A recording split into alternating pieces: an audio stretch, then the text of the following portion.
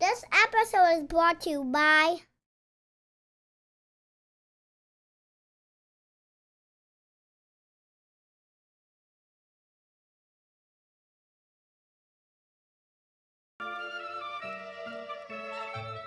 You already know what it is. Free D-Rock MPM. New American Dream. Real life. Oh, hi. You need a table? I hope you're hungry. Because we serving up culture, you softies. Hey yo, what's good all you soft serves on a waffle cone? It's your boy, Geo Gump. I don't think I need to say anything else about the fit. I feel like I'm dripping as hard as I've ever dripped. You already know what it is. As always, my man, full of friends behind the camera. I got my man Benji's, Brody B, the producer.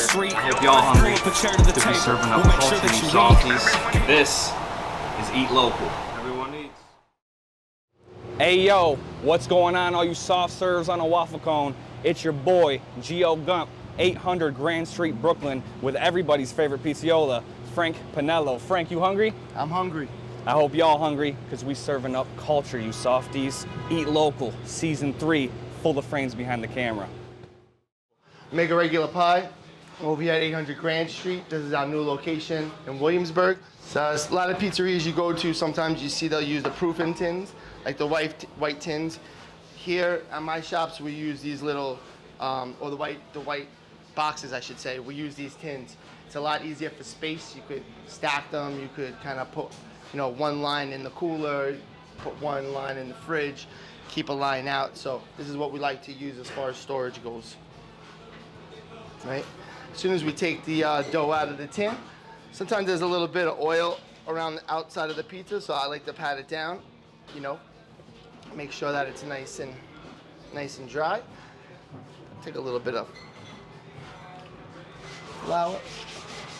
The key to making pizza, with these wood peels is you don't want to use too much flour. Sometimes the flour will get inside the oven and start to burn.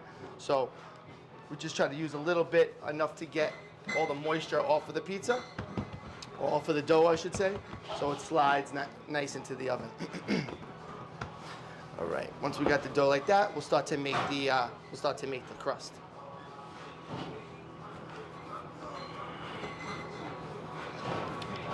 I try to use my fingertips whenever we do this process, just because, one of the most important things for this dough is that the fermentation process and sort of letting it proof. So we let it proof for at least 24 hours. We work really hard to get the air inside the pizza to build up nice and to kind of, help the dough ferment and proof.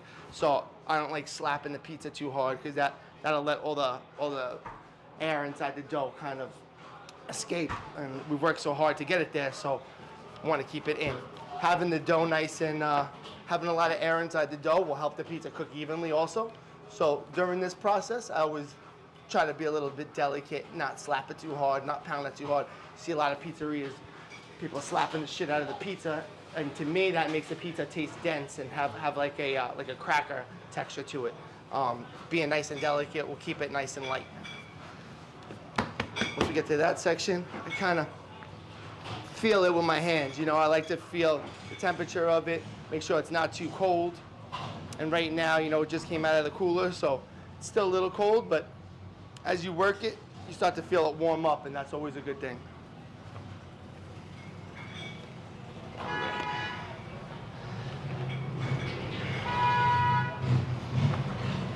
So yeah, this dough feels good. It's been proofed. It's a little cold, so I take my time with it. Obviously, if we have a lot of tickets on the board, kind of rush and make it a little bit faster, but since we're just doing a demo today, take my time with it, make sure that the pizza feels right, the dough feels right. Then we'll throw it right into the oven.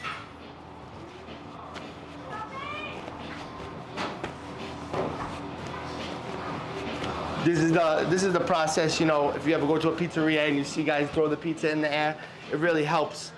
Sometimes it's for show, but the gravity actually helps the pizza get nice and round. So these are big pies that we're making, big 20-inch pies. So when you get the muscle memory down and you can start tossing it, it's a nice little technique just to kind of get the pizza dough to open up and spread out on the peel.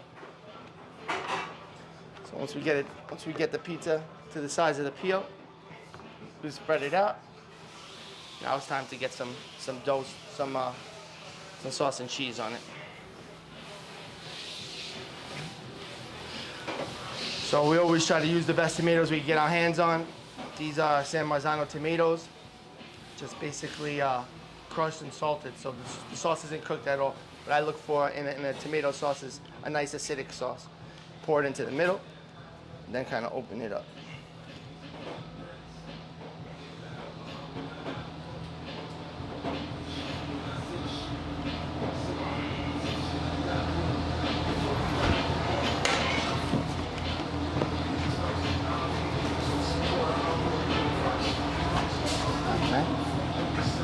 A little bit of oregano on the top. Dried oregano, to me, is one of the flavors that you really comes through in New York pizza.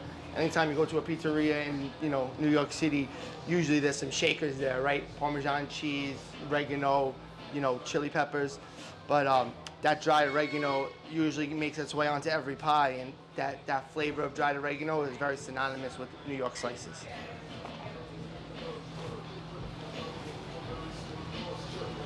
So from the oregano, we'll go to some hard cheese like this grana that we use.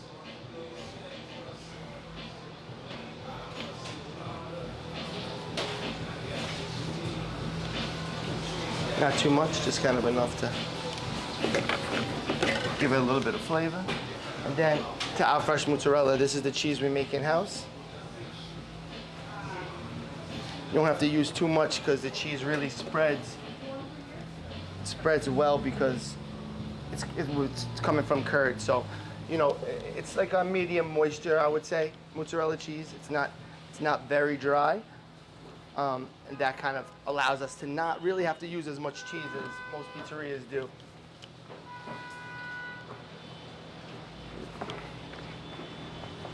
Get it onto the peel.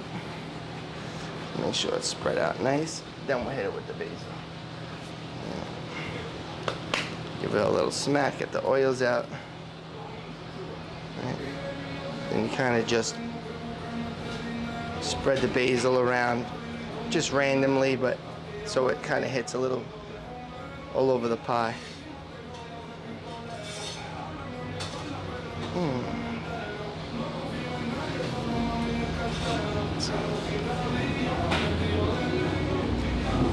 It's important to make the pizzas fast when you're busy, but it's also really important to kind of make sure that you're focused on what you're doing and that it comes out the same way every time.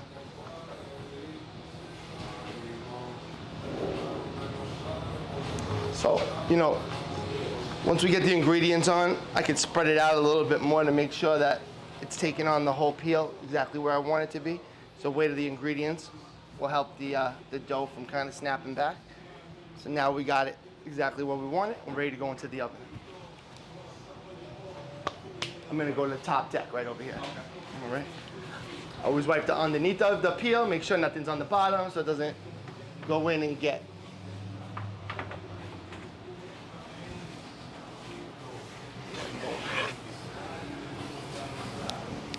Over here at 800, we got the electric ovens, which honestly they cook just as good as the wood fire ovens.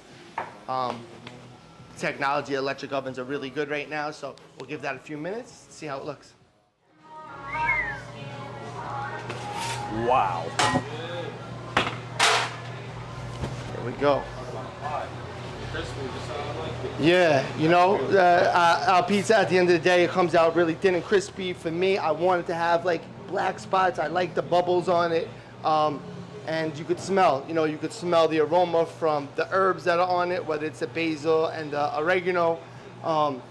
It came out exactly what we're looking for. The cheese really did spread super even, like you were saying, because of the curd. Cheese spread out really nicely. So let's chop it up and eat it while it's hot. We're gonna make sure that he gets a very nice slice, bubbles on it. My G, enjoy. Thank you for coming out. Thank you for having us. This is honestly a dream come true, and you guys are witnessing it. Best pizza, 800 Grand Street, Williamsburg, Brooklyn. Let me just pop this right quick. Brooklyn to Utica, shout out. Yes, sir. Upstate 315. No flop Eat on that. local, no flop at all.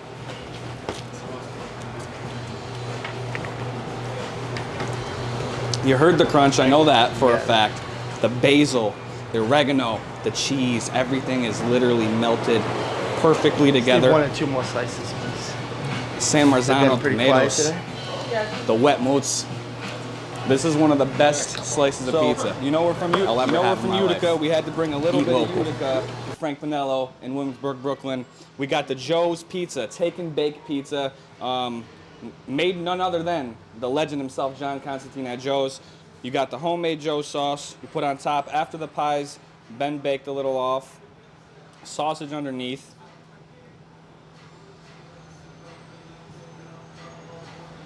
Spread out the sauce all the way evenly. And those of you at home know this to be upside down pizza. I try to describe it to people as more of a Sicilian or a grandma style, but we call it a Utica pie.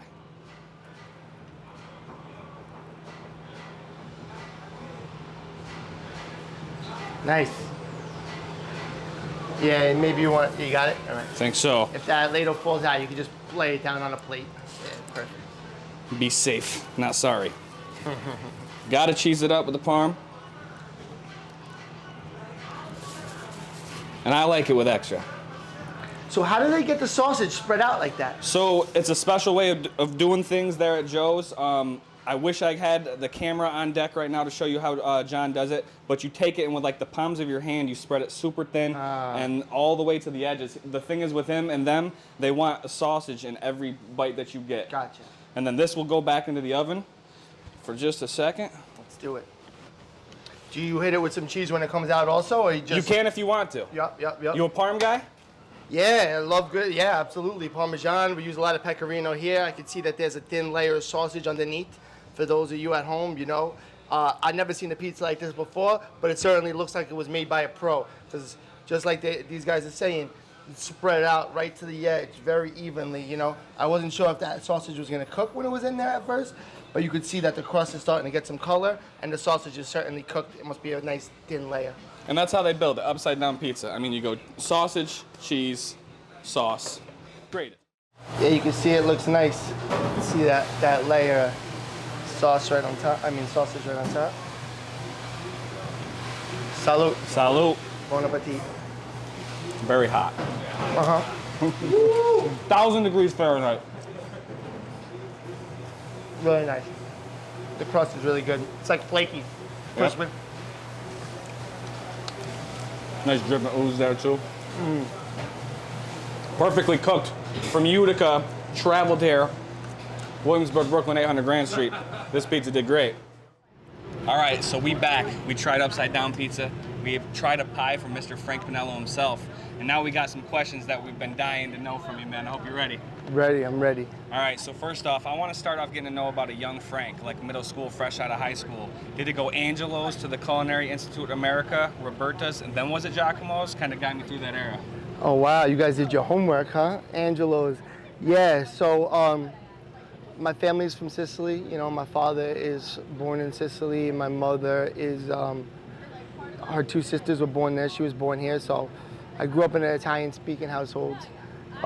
My family did a lot of cooking by hand, so I came from a family that was obsessed with food and a culture that was obsessed with food, so I was really blessed from the early age to kind of be around food and love it. But you know, those early ages of being, you know, in middle school and high school, I was, you know, I didn't think I wanted to be a chef. I was just, you know, a young kid, obsessed with like, you know, hip hop and fucking gangster movies and shit, and just, yeah, just was really lucky to come from a food culture, a family that had a great food culture. And then my first job, we moved from Brooklyn to Long Island. I was born in Bensonhurst, Brooklyn, not far from here. And, you know, on one block, I got like, literally like 10 family members on one block. You know, my grandparents lived across the street. Across the street from them, I had 3 or 4 cousins in different buildings. So when I walked down my block, 66th Street in Bensonhurst, I had family members everywhere. Before I got to the avenue, like, I probably went to like 5 or 6 different stoops to kiss cousins hello, and, you know, my aunts and stuff. And so it was really nice growing up like that. And then from there, we moved to another neighborhood in Brooklyn called Utica Heights, which isn't far. And we lived in in a small house in Utica, and I just remember like we lived up the block from this Italian deli, and as a kid, you know, you just run around the neighborhood on your bikes, you know, without any parents around. And we used to go in and buy like really like crazy shit that most kids don't buy, like olives that were marinated and really nice, and eat them. And you know, from a young age, I knew that my culture was a little different. Then we moved out to Long Island in the late '90s, and I got my first job at a restaurant, at a pizzeria called Angelo's, and I think that's when I got the bug, you know, the cooking bug. I was a busboy, but I was really jealous of the cooks. Like, I saw the guys cooking, like getting busy. They were all having fun. There's a lot of like action in the kitchen, you know, and at the end, parts going around. a lot of moving parts. Once everybody was done eating, we would all eat and have like a family meal together. At the end of the night, you were allowed to pick one thing off the menu, and we never went out to eat when I was a kid. My mother cooked every night, you know? So it was really cool to like be at a restaurant and eating with everybody after service. It felt like I was one of the guys. And you know, I played a lot of sports growing up. I played football, baseball, and it felt like being part of a team, you know? So from then, I just continued always working in restaurants. That was the only job I ever had. And then that led me eventually to working for a chef that told me about the Culinary Institute up in Hyde Park. And then I eventually made my way up to the culinary. That's awesome.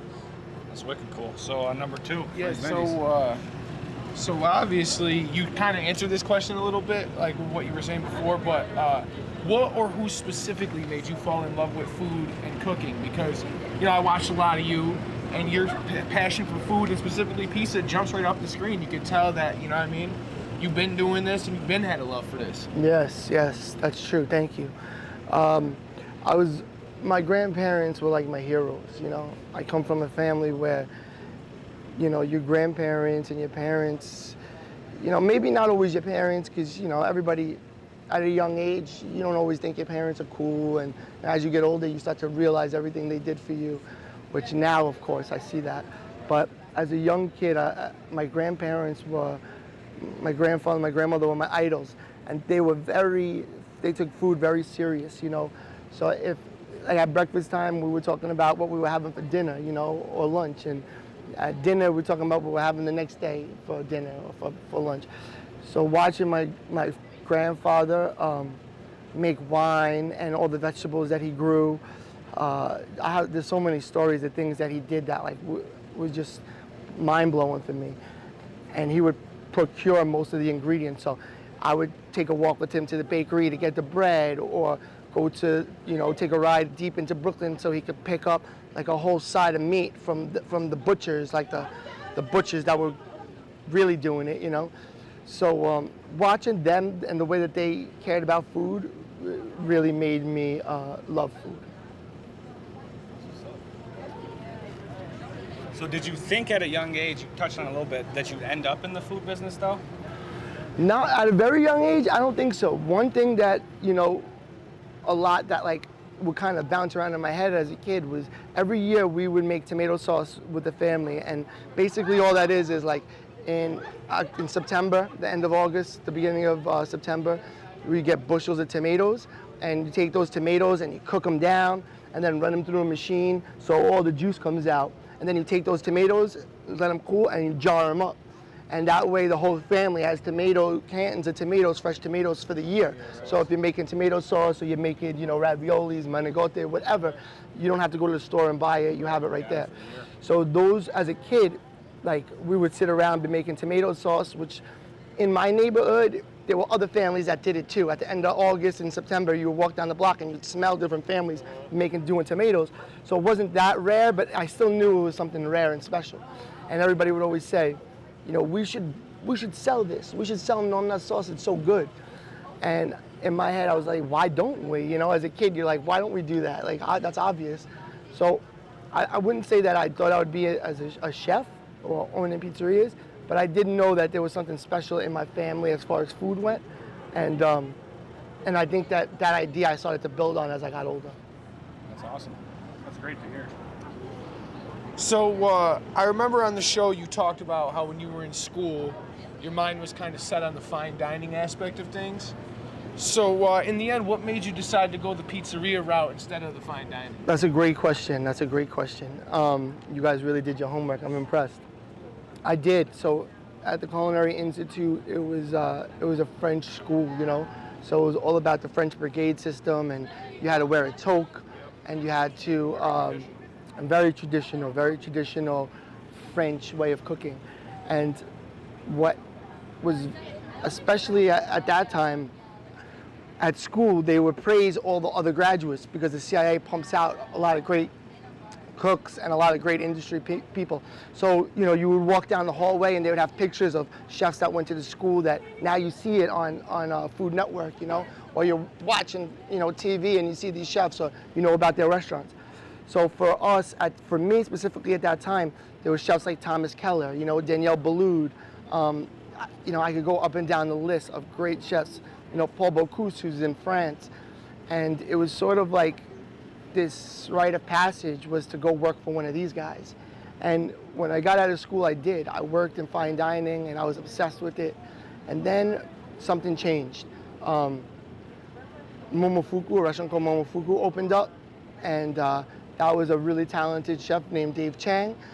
Opened up a small little noodle shop and changed the way that like small places, in my opinion, changed the way that small places interacted with food. He was using Berkshire pork and really unique ingredients, but yet it was like a quick service, small little restaurant.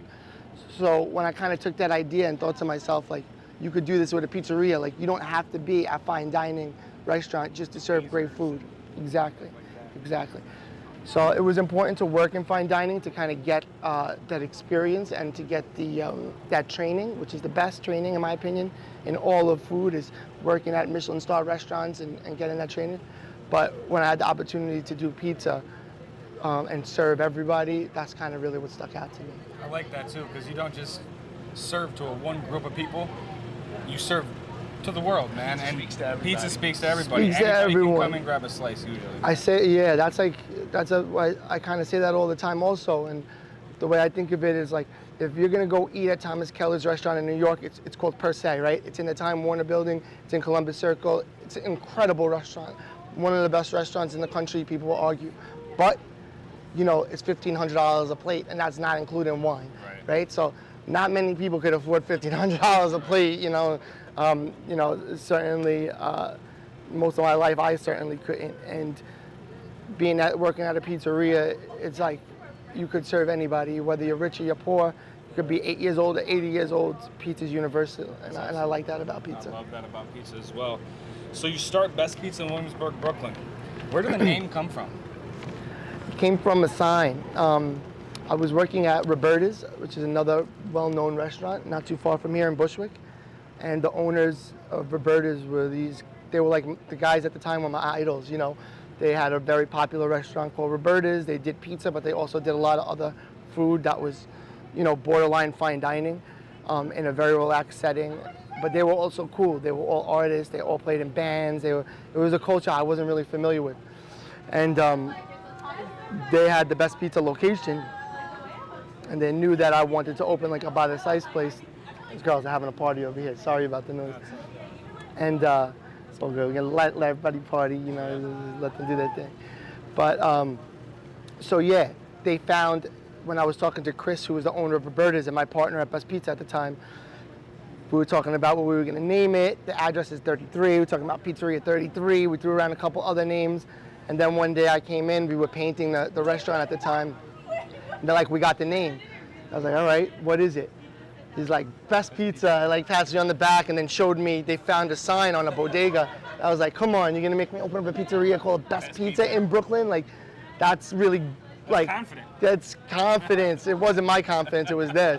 And then he was like, you know, I know you're up for the job. And he kind of like laughed because he knew he was putting me in a situation where if the pizza sucked, it's hard to have a place called Best Pizza. Well, it worked out. Thank God, because that could have been a fucking really bad bomb, you know? So we talked about this a little bit off camera, but just for the audience, you guys are on over a 10-year run now with Best Pizza. So just talk about that a little bit and how far you guys have come from when you started. Because 10 years is nothing to sneeze at. Yeah, you know, it's for me, owning a restaurant, even making it 3 years is like a feather in the cap. You know what I mean? Because there's a huge rate of restaurants failing in the first year. You know, I think it's like a 70% failure rate. So to have a pizzeria or even a restaurant be open for 3 years, when we made that mark, I was like, yeah, 3 years, this is amazing. Then we got to 5 years, and I was like, 5 years, we're here, you know, we're starting to make a little bit of money, we got some good press. It's fucking like, oh my God, I can't believe it. And then 10 years is like, it's a whole nother thing. It's like, you've been in the game for 10 years, you have to start signing new leases, right? You've found a way to be successful in New York City, which is it's a relentless city, you know, and there's always different issues from all different, you know, angles. I mean, in this city, you know, I haven't been open since 2001, but there are restaurants that had to deal with COVID and 9/11. You know what I mean? Like, think about that. Think about being a restaurant owner and having to close because of a terrorist attack, and then having to close because fucking of a global pandemic. Like, you can't make this shit up.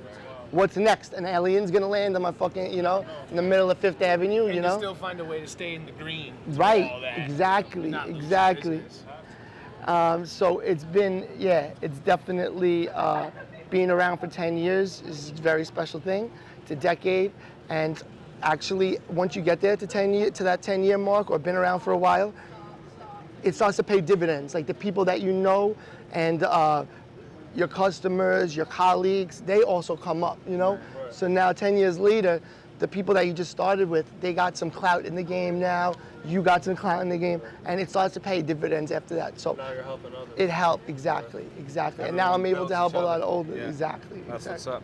So It's we a talked a little big bit thing. about this too off the camera, but you're different locations. You got Best Pizza on Havemeyer, in New Paltz, and you got a couple other ones as well. Yes, so very different than what I wanted to do. My original plan was to kind of open in concentric circles and have things very close. But I had opportunities to open in Montauk. I had opportunities to open in New Paltz. I had opportunities to open in New Jersey at the mall. And I jumped on them. So I have 6 locations now. Everything from our flagship, which is Havemeyer Street, the big wooden wood fire oven, and you know, been there for 14 years. And then this is the newest spot here on Grand Street in Brooklyn, not very far away. And then, yeah, the other locations are in New Jersey, the American Dream Mall, New Paltz, New Rochelle. We have Pizzeria La Rosa, which I'm the majority owner in. And what did I miss? And here, yeah, and Grand Street, in New Paltz. So, yeah, 6 places, 5 places altogether. 10 years, 6 places. I mean, it's legendary. Yeah, I've been blessed. I've been blessed. Yeah, a lot of hard work, and luckily, you know, it's worked out pretty well so far, thank God. So now I want to fast forward a little bit. So now you got Best Pizza established. You're doing your thing. How does the pizza show come about? You're just like throwing pies one day, and a guy from Vice walks in and says, "Hey, you're the guy." Not too far off, to be honest with you. Not too far off. So, as you know, many people know, I was the host of the show, pizza show on Vice, and the Havemeyer Street location, which we just brought up, you were just talking about, is on Havemeyer Street in Williamsburg, in between North 7th and North 8th. Vice's original headquarters was on North 8th, just a couple blocks down.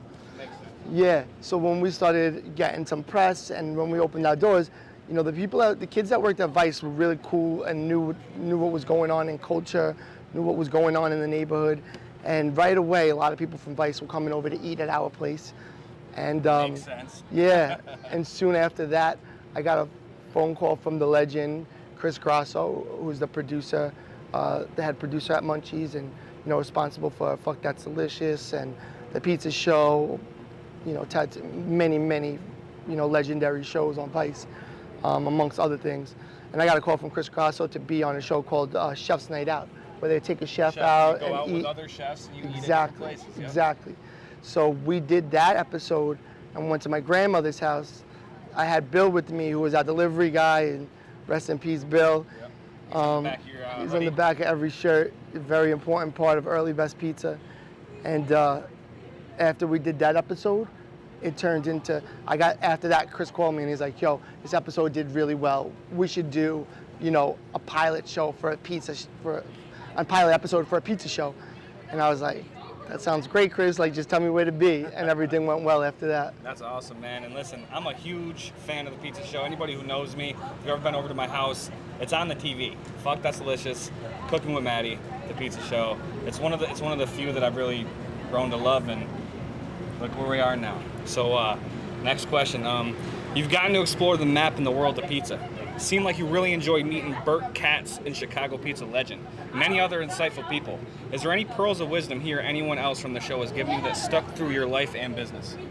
Yeah, Bert was a really important one for me because shortly after we met Bert, he died. And when I played that episode back in my head, you guys really did your homework because, the things and questions that you're asking really resonated with me. So that's really, I appreciate that. Good to hear that. Yeah. Bert, what was great about Bert was that he reminded me of myself, like an older version of myself. And when we went in there to shoot, even at that moment, I didn't realize this, but he wasn't sure that he wanted to shoot with us. When I thought back, he had like Dunkin' Donuts and some bagels for us ready. So he was like, I'm gonna feel these people out, and if I like them, I'll shoot with them. And I don't know this for a fact, but I'm pretty sure that he knew at that point that he was gonna die because the pizzeria was already closed, right? He was there with his wife, and he had a very relaxed feeling about him. And he was like, maybe I'll shoot with these guys, maybe I won't. If I like them, I probably will, is what I started to feel. And then when we got to chatting with him, he's like, yeah, set up the cameras, let's do this.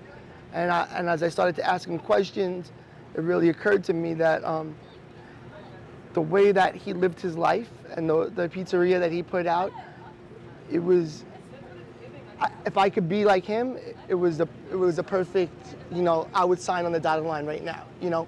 Bert's Pizzeria, it was like, there was all this unique stuff on the walls, right? So if you go to Bert's, you see all these crazy signs and knickknacks, and all it was his brain, just in the form of a pizzeria, right? Like the way he expressed himself was through his restaurant.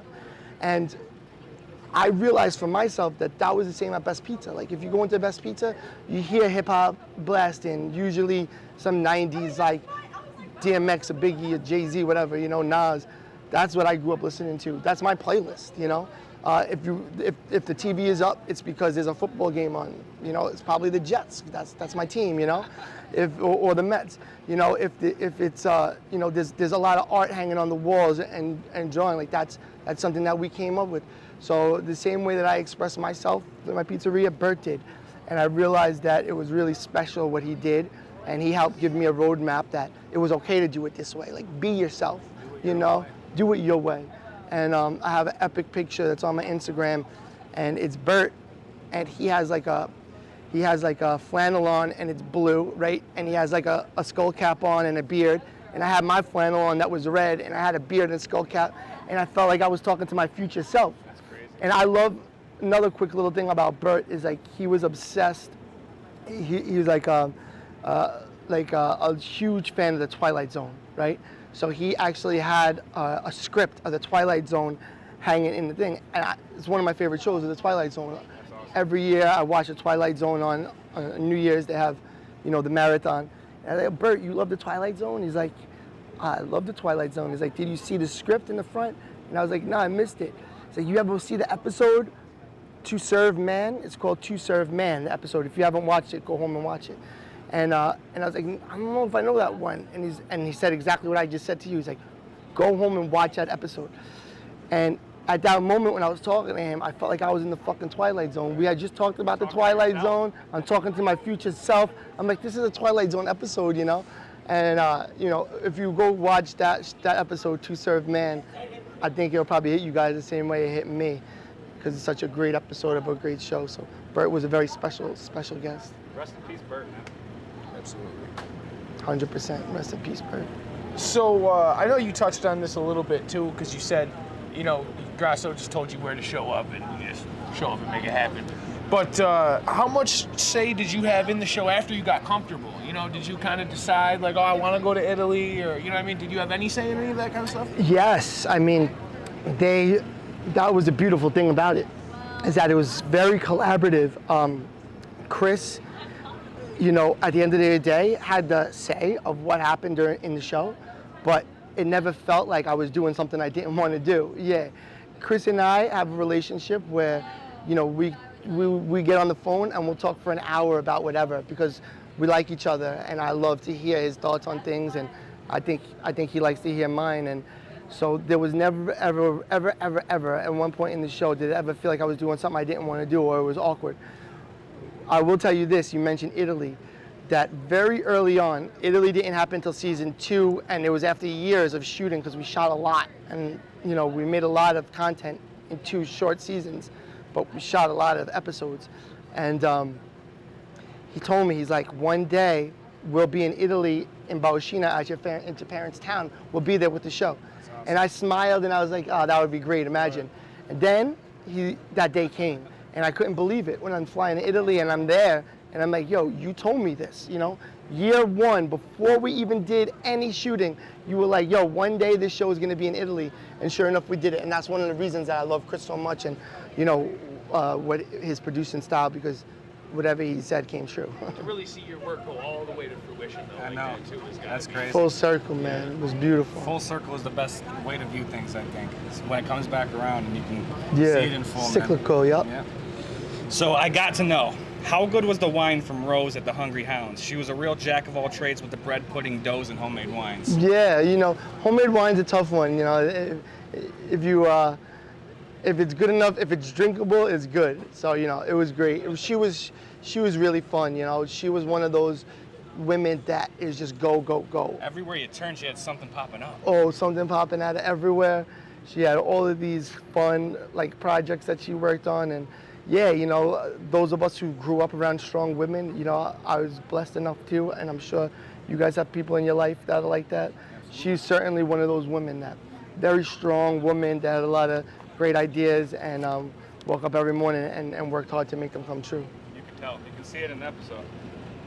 So this is something else funny that I couldn't help but I had to put this in here. The guy in the Argentina soccer jersey with the 4 watches on, he seemed like just the kind of guy you'd see walking around the streets here. He really made me want to go to Italy, just him alone. Yes. But, like, what was he like off camera? That was a fun, you know, so this is another tip of the hat to Chris Grasso. And I know Chris and I are very similar like this. Like if Chris comes across a character, like that's it, just put the camera on the character, let him go, you know? Or if there's not even any cameras around, like if they're like, Chris and I spent a lot of time together just going out to restaurants, hanging out. And if there's a character, me and him, you know, we'd just be quiet and let him go and just try to take it all in. And that was one of those moments where, you know, that guy at Sanremo he was a character, you know. He just had it fucking seeping out of his pores. And when you're around people like that, yeah, you know, he's just a fucking funny ass dude. And he had the whistle. He's blowing the whistle. Had bunch of watches on, you know. And the pizza was really good. So, you know, anytime you get a chance to be with someone unique, and we were able to film with them, it was like let it go. And how he was on camera is exactly how he was off camera. You know, there was no on or off switch there. That was, you know, what you see is what you got with him. And I personally, I like that. I don't like when people switch, you know. Yeah, well, you know, some people do. The camera comes out and they're 100%, 100%. But yeah, that guy was not one of them. He was true blue. Seems like it'd be a dinner and a show if you go there with him there. Yeah, right? Well said. Speaking of Italy, christened by flour, Cacio e pepe pizza, and pizza by the pound. What inspiration from going to Italy did you bring back and try to incorporate into your own pizza making? Just being there with them in Napoli and seeing that their dedication to pizza it's absolutely nuts, you know. They don't even consider what we do here pizza, because pizza to them it's one way. It's, you know, 250 grams, 100% double loaf flour, very specific fermentation, you know, San Marzano tomatoes only, buffalo mozzarella. So that dedication that they had was awesome, you know. And I think just being around there and soaking up the culture and seeing how important, ingredients are to them helped me kind of double down on that idea, like never skimp and make sure that, no matter how well you're doing or how bad you're doing, you always put across a product that you're proud of and that you'll serve your customers proudly of. Like you don't want to me, like by people pulling a fast one and mixing cheeses with like a cheap cheese and a good cheese, or using shitty tomatoes, all you're doing is pulling a fast one on your customers. And if my customers are my neighborhood, that's like my family. That's the last people I want to pull a fast one on. There's not going to be much longevity in that. Exactly. It's just going to come around and bite you in the ass, and it's not good. Right. So another character of the show that I was really curious about, and I know you're big on the family aspect of the pizza culture as a whole, but I'm curious to know what the escapades of hanging out with Helen drinking White Russians in New Haven was like. Because you went off on there. Where were you, at her aunt's house or something? Oh, man. Some ladies catch you. Rest in peace with Helen. Rest in peace to Helen. She passed recently too. I think she was like 100 years old when we went, next thing you know, we're in her kitchen. This is my granddaughter. Yeah. Her great aunt. I mean, it was fucking funny. Right. We literally, I think we went to one of the bars in New Haven that happened to be there for a long time. And once again, like Alana Schulman is one of the other producers on the pizza show. Big shout out to Alana. She's an amazing person, a very, very talented producer, and also a pupil of Chris Grasso's. And she also was very good at kind of just picking up on that beat. Like somebody's at the bar, oh my God, look at her, look at that sweater she's got on. Frank, we got to talk to her. Like maybe we could chill out with her. Yes, like please. She seems like a perfect character. And sure enough, the camera went on to Helen, and she was a character. We drank a bunch and got a little saucy. And then next thing you know, we're following her around fucking town. So yeah, it's just kind of like one of those things where you just kind of follow the vibe and just let it be, I like the naturalness of how everything was. That's what like gravitated me to the show. Yeah, it's thank just like you. how it's so natural. Yeah, that's what I kind of used to tell a lot of people why I thought the show was successful was the camera crew was always it was always two cameramen that we shot with a lot, and one of them, his name is Billy, Bernardo, a couple other cameramen, but one of the cameramen is a very good friend of mine, a close friend of mine that I met through Vice. The producers, we were all close. We would hang out together after work, outside of work. It wasn't like a work thing. So when we went and shot at a place, it was family. It felt like family. We were all happy to be together. We were all happy to be at whatever place we were. And I think that show is very similar to you guys, actually. You guys made me feel comfortable. Don't rush, take your time, we're good. And right there, that starts to relax me. It makes it easier for me to shoot with you guys. And as when you guys came in here, we bullshit a little bit. You had gifts for me. It was really nice. Though that type of thing makes the show go smoothly, Right. And that's something that we did a lot at the pizza show. It was making the guests feel comfortable, but it wasn't a strategic thing. It was just the way we were, And Right. so it was, I always say it's a blessing, and it was. It's a blessing that, first off, I got that job and I was asked to do that, but also I was put with people that I love, and that showed through to the point where now here you guys are and we could talk about it that way. Absolutely. There's nothing better than hanging around the people you love and like to be around and eating pizza. I mean, that's one of the best things to do in the world, man. Eating good food, spending time with, people that you love. What else is life really about? Exactly. Couldn't have said it better myself. So the closest you got to our neck of the woods was Oneonta. I know you said you were sober in the episode, but you were slurring the words a little bit. How messed up did those college kids get you in Oneonta before that cold cheese slice? Yeah, if I said I was sober, I was lying. You did.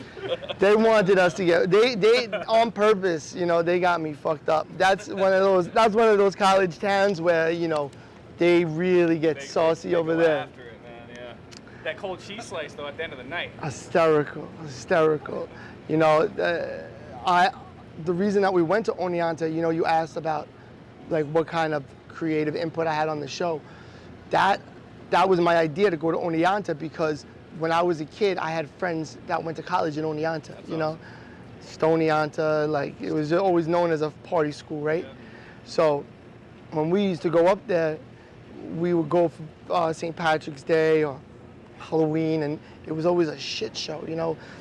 They would start drinking in the morning, kegs and eggs, and the whole day, you know, we ended up getting locked up at the little jail that they had. It was always another escapade, you know? Right. And one thing I always remember was a cold cheese pizza, and the pizzeria is being mobbed. Everybody was so drunk that whatever it was, what it was. And I mentioned it to Chris and them, and they were like, that's great, we gotta do it.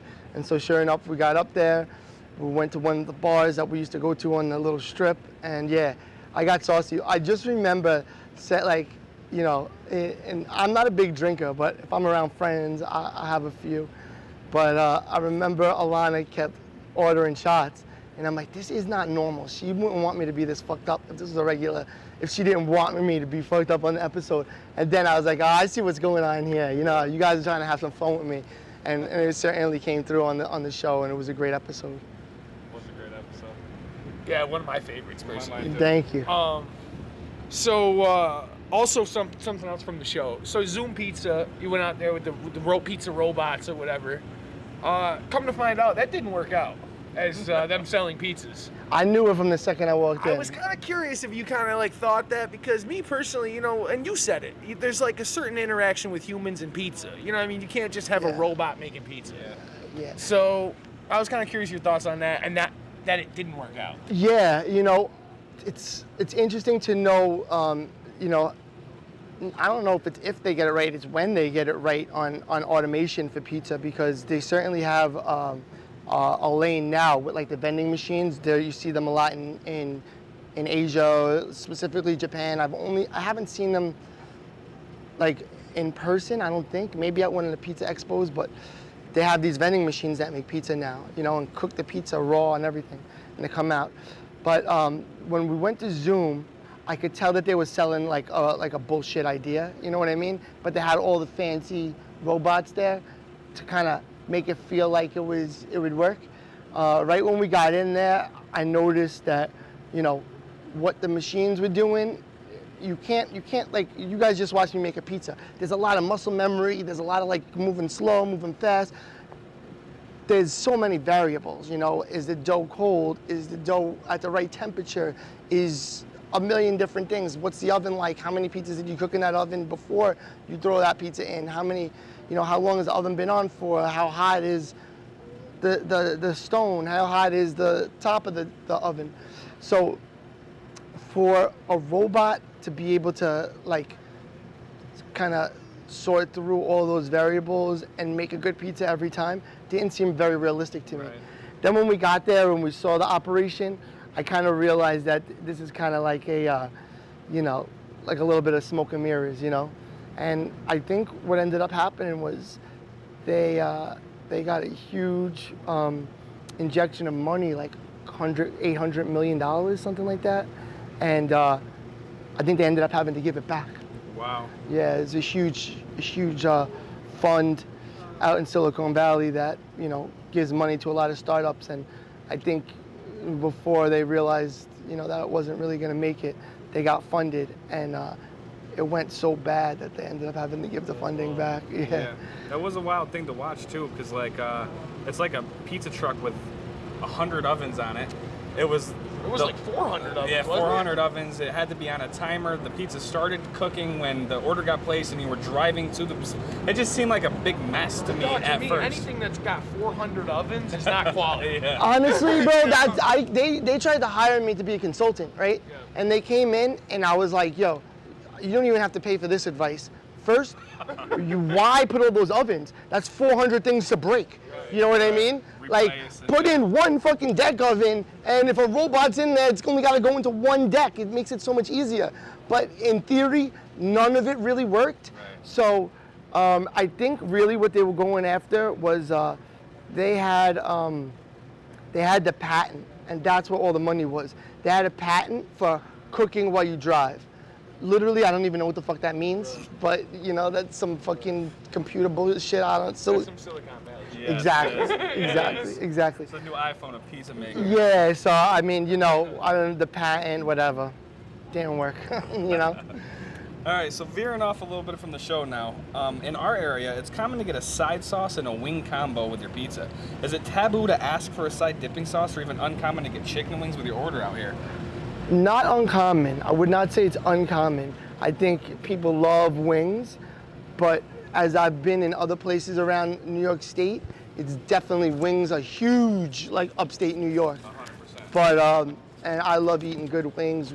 Got all these different spots that we go for wings. In New York specifically, though, you didn't typically, especially in Brooklyn, you didn't typically see wings at pizzerias. You know, it was like very much a bar thing. You know, if you went to the bar, that's where you got wings, and sometimes the bar would have pizza. and wings. Beer and wings. Football and wings, you know, is really, you know, what I associate it with, and then New York culture more with the bars and the beers. So the pizzerias, you know, a lot of places do it, but not as much as upstate New York. As far as the sauces go, it's definitely not, what am I trying to say? Taboo? It's not taboo to ask for a side of ranch or to ask for a side of blue cheese, whatever. We don't do it because we're very traditional in our approach. You know, I don't have wings here, so there's not really a reason for me to carry ranch or to make ranch unless I was gonna serve it with the pizza. And since that's, like, it's like what I like to say about things like that. It's a beautiful thing. It's just not my thing. You know what I mean? And if you love it, God bless. You know, and at certain places, I think it works very well. Especially if, like, you know, you're making a pizza that ranch goes well with, and let's say you make the ranch there, you know, or you have, you know, a cool recipe that goes with it for a dipping sauce. And if it's handmade, you know, I co-sign it. So, well, another thing that we talked about off camera, but for the crowd here, I see you working a lot with Gozy now. So, talk a little bit about the oven and the company as a whole. And just a side note to that, I know you're working with the electric oven in there. Yeah. But what do you prefer? Gas, coal, or wood fire? Like, to be your favorite? I recently heard a really cool analogy when it came to ovens, and like some of the new electric ovens, they're amazing. And we have like this old oven at Best Pizza and also at Pizzeria La Rosa that are old coal fire ovens. We use wood because coal doesn't really give off as much flavor. But the analogy was that, like, working with the old wood fire oven, it's like, you know, riding a thoroughbred, and working with like a really nice brand new electric oven, it's like being in a Lamborghini. And you know, it's dope to be in a Lamborghini, it's dope to be on a horse, you know what I mean? It's just different. It's just different, you know? So, you know, if I had to say which one I prefer, I definitely prefer the wood fire, because there's just something like very natural about cooking with wood fire, watching that flame. It's a harder process because you gotta keep everything. Stoke the fire. You gotta stoke the fire. You gotta keep the oven clean. You got a lot of more steps. But And you gotta have a wood guy. you gotta have a wood guy. Exactly. The wood's gotta be dry. You know, if you got it outside and it's rain or it's moist, the wood pops. If it's a low pressure system and you got a storm coming through, the smoke doesn't convect as easily. It pushes down on the chimney, and sometimes you get puffbacks. So there's a lot of, you know, I say working with those big ovens, it's like playing an instrument. It takes a lot of time. If the side door is open and the front door is closed, the oven burns differently. If both doors are open, the oven burns differently. If the front door is open, side door is closed, the oven burns differently. So it took us a good, you know, probably at least a year to really figure out that oven to get it right. But once you learn it, it's like mastering an instrument almost. So that was really cool. But the new electric ovens are very impressive, and the old school wood fire ovens are great. And then of course a gas oven just for reheating a slice, can't go wrong. Right. We incorporate them all in somewhere. So, any words of advice for future pizziolas or anyone coming up in the same lane as you? Make a lot of pizzas. You know, if you want to own a pizzeria or if you love pizza, my biggest advice is make a lot of pizza. Some people will be the pizza man that, you know, works behind the pizza deck their entire lives, and that's great. Some people like me, you know, enjoy the business side of it as well and love to cook and kind of mix it up, make pizza and cook. And some people don't know how to make pizza at all. The ones that don't know how to make pizza at all, you have to be a really crafty businessman to make that work, you know? Right. Because then you have pizza guys that could really hold you over the coals. But people make it work. For me, I'm not that smart to run a pizzeria and not make pizza, you know? But there are people out there that make it work. But if you love pizza, and, you know, words of advice to a young pizza guy is learn your craft, you know, dig into your craft, become a student of the game, and make a lot of pizzas, and that's how you become a great pizza man. Take note, all you young pizziolas and pizza men out there. So let the world know what the future for Frank Pinello and Best Pizza holds. The future is hopefully, you know, another 100 years, you know, knock on wood. Salute to 100. Yeah, salute, Cintane, right? 100 years, you know, I see those pizzerias up in New Haven that have been around for 90 years and 70 years, and they hand them down to their families. And I think that could really be a blessing to be able to hand your pizzeria down to your son or daughter or to a family member. Absolutely. It could be a curse because, you know, you see families break up over pizzerias. We all have heard the stories. But at the same time, I think, you know, for me, having the longevity and being able to serve the neighborhood for as long as we possibly can is definitely one of my goals. And yeah, another iteration of the pizza show for sure. I think that, you know, anyone who enjoyed the show, I know you guys have watched it and certainly did your homework. I appreciate that. We'll have some new content coming out for anybody who loved the show in the past. I'm pretty sure there's a lot of people waiting for some new content for the pizza show. And the most important question on this show that exists, what does eat local mean to you when you hear it? Very important thing, you know, it's a very important thing to support your community.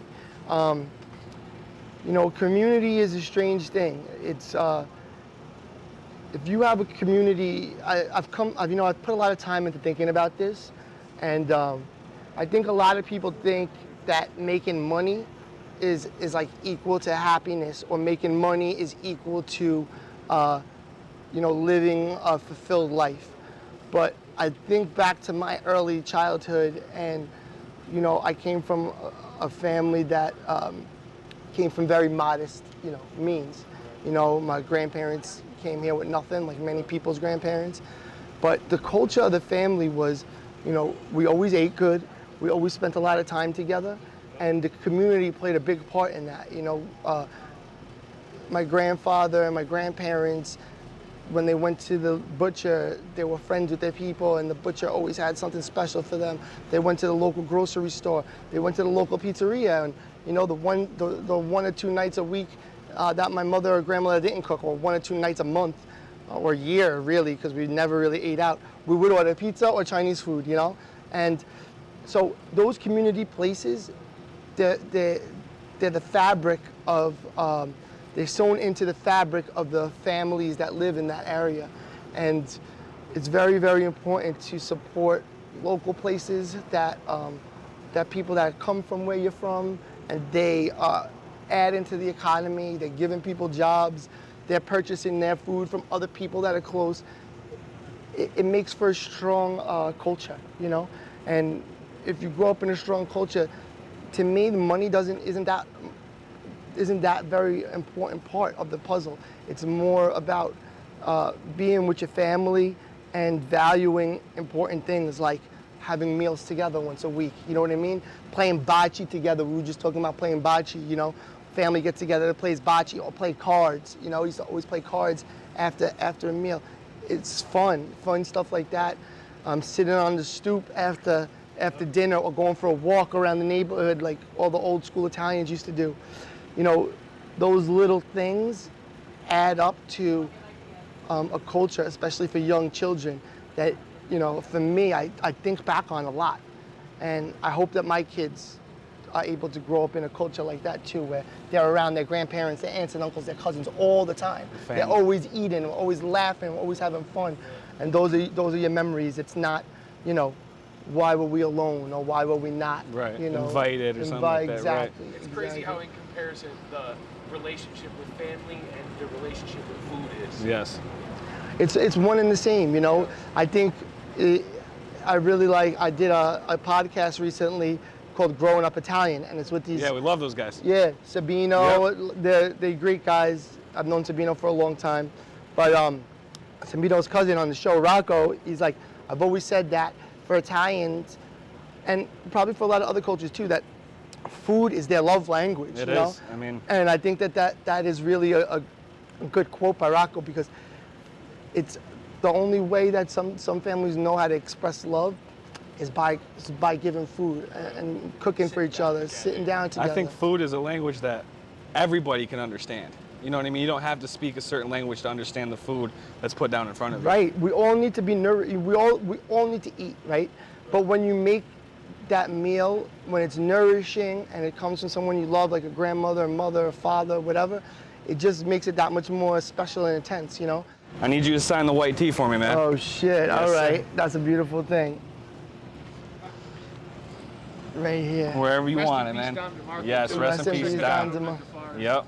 It's still worth going, you know, Maggie and the family's holding them down, but Dom, rest in peace. Now that I'm the one signing the shirt, that means a lot. Full circle. Of course, I always draw my little pizza whenever I get a chance to. Damn. Thank you very much, sir. Listen, Yeah. Frank Pinello, Appreciate you guys coming, man. Thank you so much. one of the biggest inspirations to Really nice myself talking to you, and the man. show. I want to thank you again for having us. It's been an absolute blast to come here, sit with you, pick your brain, eat a pie made by the hands of a legend. And I hope you guys got to enjoy watching it. Come to Best Pizza Brooklyn, whether it's that spot over here, whether it's 800 Grand Street, whether you stop on the way at New Paltz. Eat Best Pizza and eat local. Eat local. Watch these guys. They're doing a beautiful job, man. I appreciate you guys coming. Thank you Thanks so much. again, man.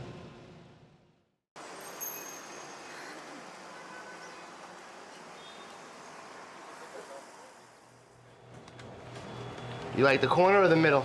I'm a corner whore, but I'll Got take it. anything. There you go. Thank you, sir. Pause. Say he's a corner whore. Pause.